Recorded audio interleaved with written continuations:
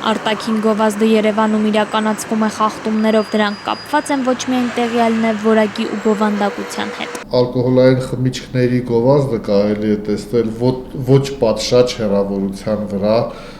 ասենք դպրոցներից կամ այլ հաստատություններից, կարելի է տեսնել գովազդ, որտեղ որ հայերենն ու ասենք ռուսերենը կամ անգլերենը նույն չափի են։ Այն, որ դաշտում խնդիրներ կան, գիտեն նաև Երևանի քաղաքապետարանում, վստահեցնում են ամենօրյա աշխատանք են կատարում խախտումները հայտնաբերելու ու վերացնելու համար։ Ասել այսօր, որ մեկ անգամ գույքագրում արեցինք եւ վերացրեցինք բոլոր ապօրինի գովազդները եւ դրանք գոնե 6 ամիս պետք է չլինեն, դա շատ սխալ է։ Չնայած ամբողջությամբ վերացնելը փաստացի անհնար է, բայց տարեցտարի փոփոխությունները ըստ պատասխանատուների տեսանելի են։ 90-ականների սկզբից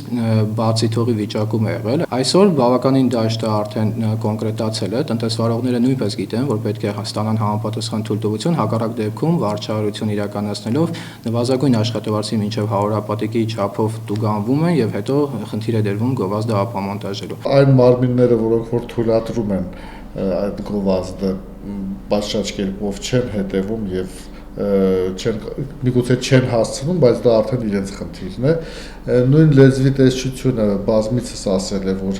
ուղղակի ռեսուրսներ չեն բավարարում։ Գովազդի ու լեզվի մասին օրենքում հակասությունները նույնպես դառնում են մոլորության պատճառ։ Լեզվի մասին օրենքով նշված չէ, բայց գովազդի մասին օրենքով հստակ տրված է, որ եթե ապրանքային նշան է, կարող է օգտագործվել օրիգինալ լեզվով նույնպես։ Իսկապես բրենդը չի կարող թարգմանվել, բայց մենք շատ լավ գիտենք, որ բրենդի հետ միասին նաև տեքստ է որոշակի գնում։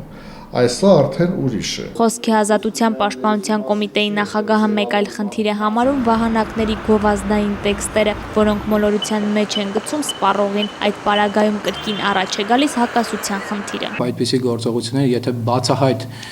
չեն, այսինքն օրինակ չի նշվում, որ դա ապրանքի մասին չի տալիս սխալ ինֆորմացիա, չի շեղում կամ մարդկանց առողջությանը վնաս չի պատճառում, մենք այդ դեպքում աշխատում ենք դիտարկել այդ տեքստը մի քիչ ավելի լոյալ, այսինքն նայել որպես մարքեթինգային հնար։ Գովազդը պետք է լինի ստույգ եւ չչարաշահի նույնիսկ մարդկանց անտեղյակ լինելու փաստը։ Եթե օրենքի ակնհայտ խախտումը մեկնաբանվում է որպես մարքեթինգային քայլ, ապա այստեղ պետք է նայել իսկ այդպես գնահատողը արդյոք որևէ հետաքրքրություն չունի դրանում։ Ոլորտի կարգավորմանն ուղղված Երևանի քաղաքապետարանը նախաձեռնությամբ է հանդես եկել շուտով բոլոր շենքշինությունները կունենան գովազդային անձնագիր, որտեղ հստակ նշված կլինի այն հատվածը, որտեղ թույլատրվում է գովազդ տեղադրել, չխաթարելով դրա ճարտարապետական տեսքը։